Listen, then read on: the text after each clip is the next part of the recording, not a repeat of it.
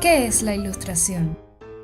Seguramente han escuchado frases como libros ilustrados, personajes ilustres, ilustre universidad. Entonces, ¿a qué se refiere? La ilustración, por un lado, es la acción de plasmar, ejemplificar o hacer atractivo lo expuesto.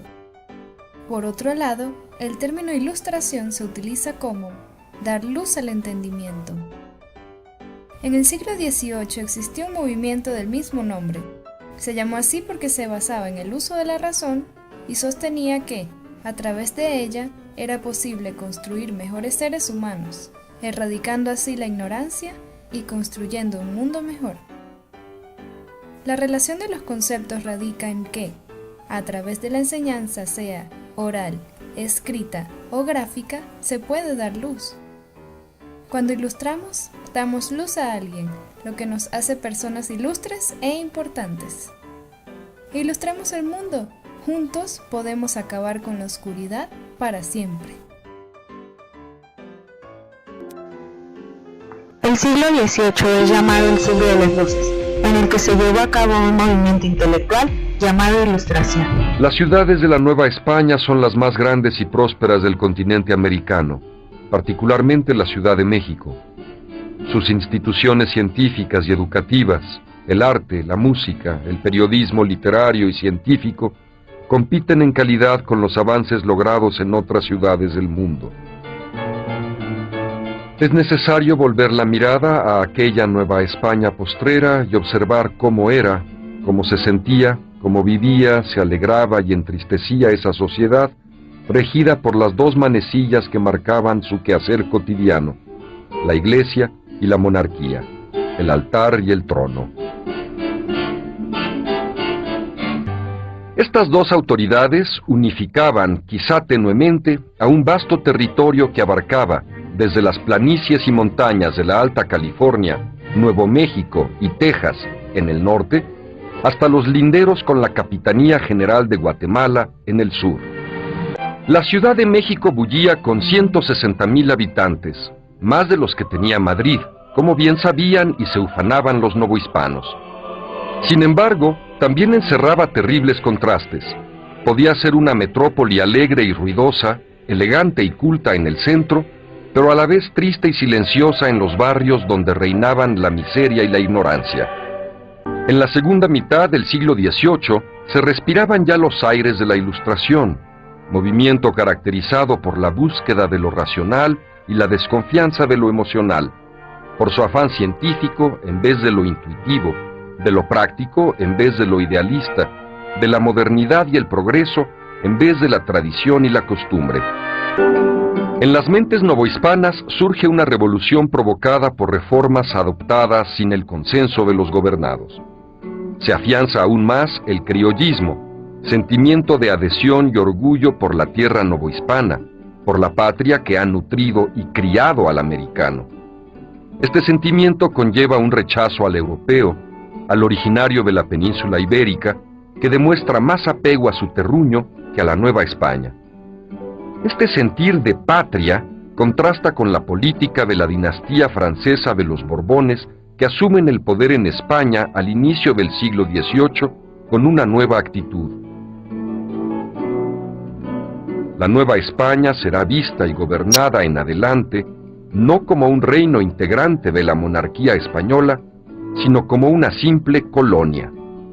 El agravio al reino novohispano es profundo y resulta en anhelos de autonomía que poco a poco se transformarán en un movimiento emancipador. La Nueva España estuvo de fiesta durante casi 20 años, en veneración a la Virgen de Guadalupe, desde su nombramiento como patrona de la Ciudad de México en 1737 hasta ser reconocido oficialmente el 12 de diciembre en la Iglesia Universal.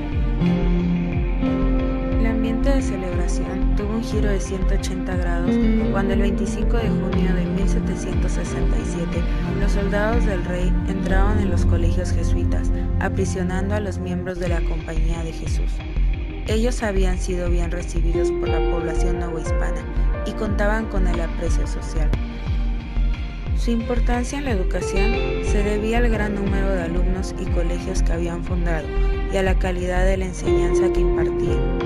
La razón de su exilio fueron las reformas a los estudios que promovían el método experimental, siendo precursores de la Ilustración en Nueva España. Antonio Lorenzo López Portillo, Francisco Javier Clavijero y José Antonio de Alzate y Ramírez son considerados héroes académicos del siglo XVIII. Así inició un siglo de alumbramiento y transformaciones en la Nueva España. Uno de los grandes aportes del siglo fue el establecimiento de instituciones ilustradas que trajeron conocimientos modernos. La Academia de San Carlos, la Escuela de Cirugía, el Colegio de Minería y cátedras como la de Botánica son los principales ejemplos.